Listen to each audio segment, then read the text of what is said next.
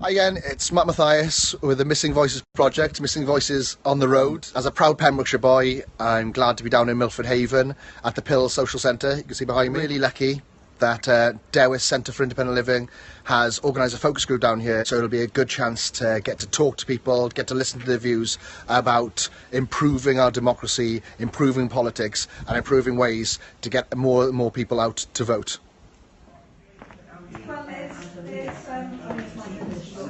Fred Woodward, and I live in Kensington Court in Milford Haven. A lot of people have made a lot of sacrifices to enable us to be in this privileged position. We've letting them down on ourselves if we didn't vote when we were given the option to do it.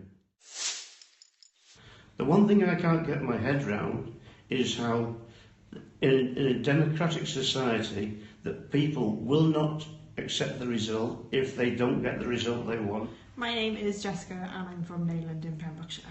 So at the beginning, I am a disabled person. I don't know if your camera will show it, but I'm sat here in a wheelchair and I am running for town council. One of the reasons, not the only reason I'm standing for town council, but one of the reasons is the town council building is inaccessible to a wheelchair user. So I just want to see what happens if I'm lucky enough to secure the vote of the people of Neyland. I don't know. They've got a legal obligation to make it possible for me to attend council meetings. So it will either be held in a downstairs room, which is still difficult to access, or they'd have to find another venue. Politics is a simple. On your survey, you've asked for like in 10 words or less. I can't do it in 10 words or less. I could sit here for like 3 hours talking about politics to you. But it's about being able to have a say on the things that matter to you. And that could be, like in my case, I'm passionate about people with disabilities because I live those circumstances.